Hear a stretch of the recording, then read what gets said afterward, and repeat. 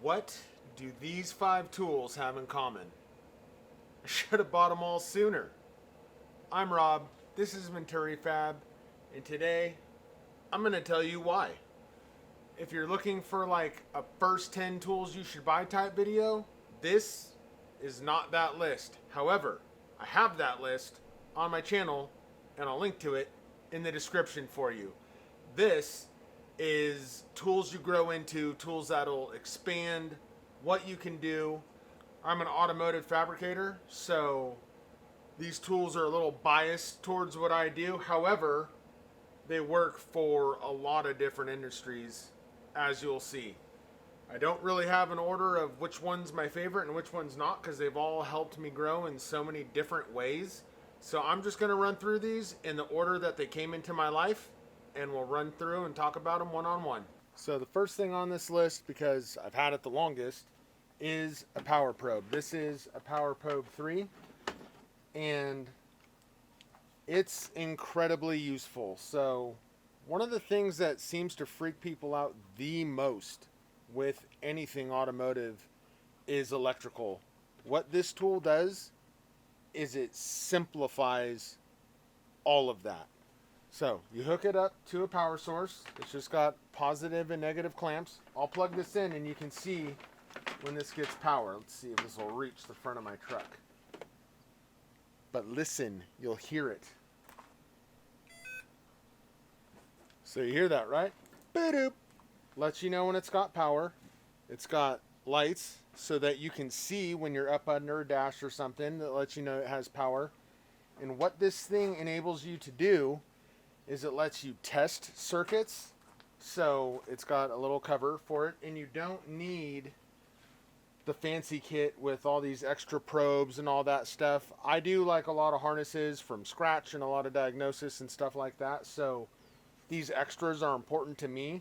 Just this base tool is enough to do like 95% of the stuff you'll ever need to do with this tool. So unless you're planning on getting deep into diagnosing things and building harnesses from scratch and all that, you don't have to go straight for the heavy duty one. But say you're checking fuses on your car, right? You're trying to see if they all work.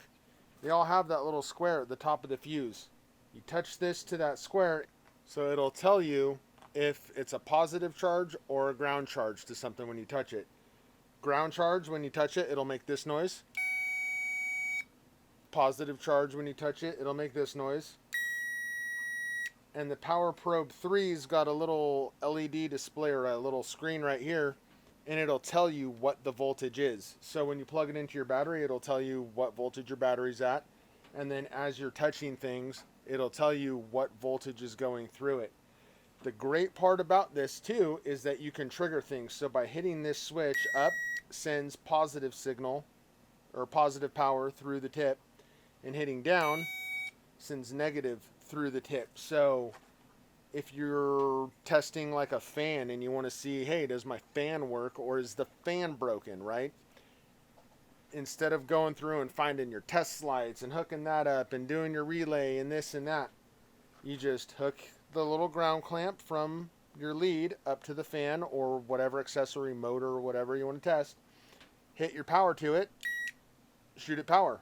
Does it turn on or not?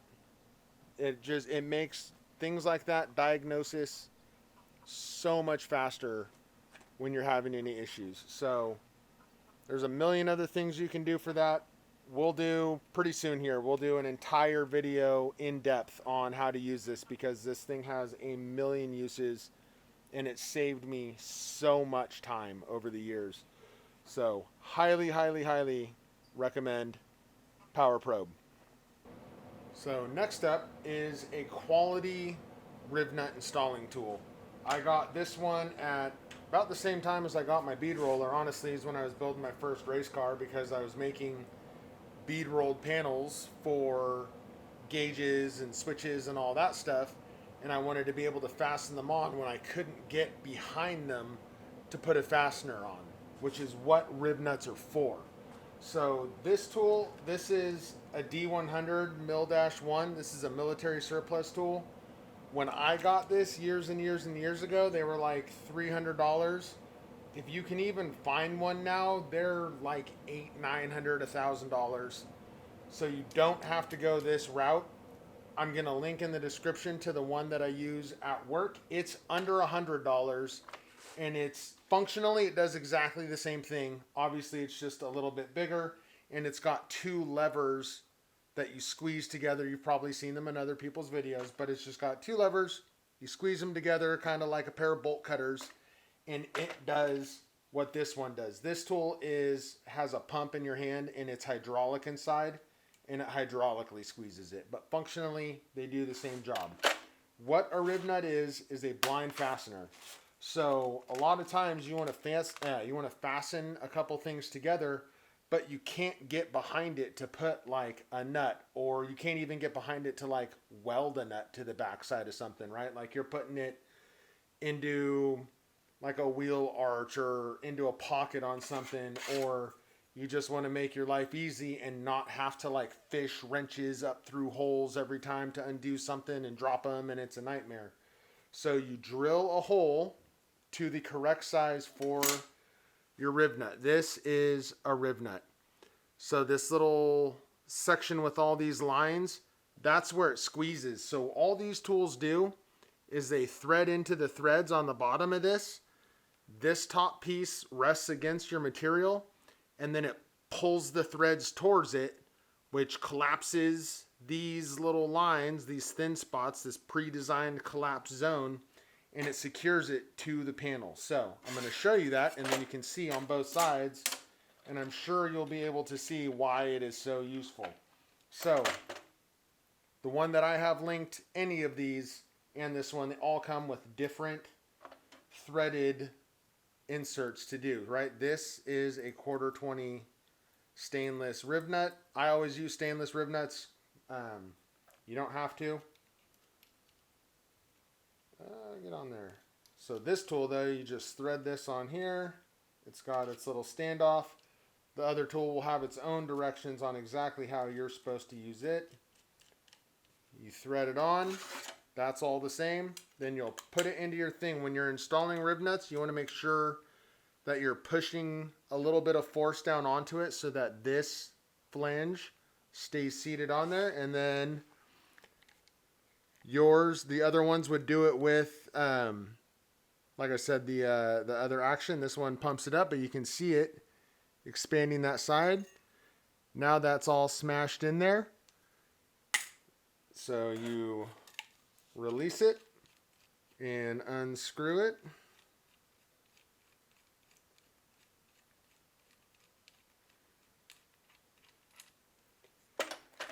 And then you've got this. So your flange is on the one side, and on the other side you can see it just smushes that out. So now this is pinched around that, and you can put your fasteners in and out and unscrew your panels in and out and all that, and you're good to go. So I think you can see why this thing's so useful. Like I said, the other style is the style that I use at work. This one lives at home because I use it constantly here, and this is probably one of my favorite tools. So on to the next one, which would be a finger grinder. Contrary to popular belief, a finger sander is not used to sand your fingers. So this is what's called a finger sander or a mini belt sander. They come in a couple different sizes. This is the smaller of those two sizes. And all it is a miniature belt sander to sand in very tight spaces and tight radiuses with this end. So if you're needing to like sand something up in a dash or kind of behind something where you can't really fit a bigger tool, like an angle grinder won't fit there. One of those like little quarter angle die grinders won't fit there. These will reach a lot of places that a lot of other things won't. And like, let's say you've got, you're doing something like on a dash or a firewall where you've got an opening and you need to sand something behind it. You can stick this down in through holes and get into stuff and sand it without, sand it as in like, sand it. Or, if you need to open up a hole a little bit or oblong it a little bit, whatever you need to do with your sander, to that surface. This is just a super, super versatile little guy. This one is air powered. I'm pretty sure Milwaukee, and I'm sure others make a battery powered version. I'll link to a couple of them in the description, but this thing, again, saved my butt hundreds of times. All right, so this next one, I honestly didn't even start using it until the last few years. And it's because they used to be really expensive and they've gotten super affordable. You can get a very nice one for like under 50 bucks these days. And that is a laser level. For my purposes, I don't need one that does a ton of stuff. This one does horizontal, vertical, and it self-levels. So you can see it bounce around there and it's level on there. If you're trying to bring it to where it can't self-level, it'll flash and let you know that it's unable to level.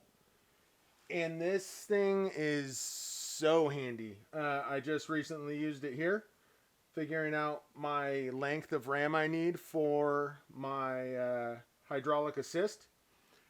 So the way that you would normally do that is you'd pick a point and measure and then turn your wheel the other way and measure, and all I had to do was turn this bad boy on, turn my wheel one way, make a mark, turn my wheel the other way, make a mark. It stays in exactly the same place. It's perfect for that. It's great for shooting perfectly straight lines across, like under your vehicle. If you're setting like an axle in place or you're doing like a Mustang 2 conversion or something, you can drop like a plumb bob off of the original suspension straight down and get a point on the one side that's centered and the point on this side that's centered, and then line this up to form the straight line right across it, and then you can mark that on the ground, and that helps keep everything square and in the original orientation as you're putting like your new front end in.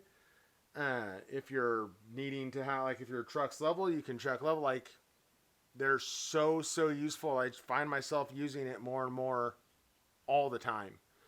So super affordable, laser level. And last on our list for today, but certainly not least, is the swag table for a portaband. This is my most recent acquisition as far as this list is concerned, only because I would have got this a lot sooner, but I had a smaller table before that was getting me by, so I was able to still have some of this functionality of having like a vertical bandsaw that's small and in compact packaging. But it kind of got to the point where the little table's not good enough. This is a bigger table. It's super stable, and the thing that really got me to finally be like, okay, I need to get the better table is it's the industry standard, and it's the industry standard for a reason, right? Like it's got these dovetails on both sides. There's a ton of companies that make jigs and fixtures and stuff that fit into these. And I'm wanting to get into stepping up my game with like stainless exhaust and all that. And there's a company named Centurial that makes a really nice jig for super repeatable like pie cuts and whatnot on mandrel bends. And I want to get that tool really bad, and you need a better table than what I had for that to work. So it's finally, time to step up to the better one. I've used these tables for years. I have tons of friends that have them. I've had them at work. They're fantastic tables, and they hold up really well to abuse. I like to run bandsaws and stuff like this with a foot switch. Switches are cheap, and then you can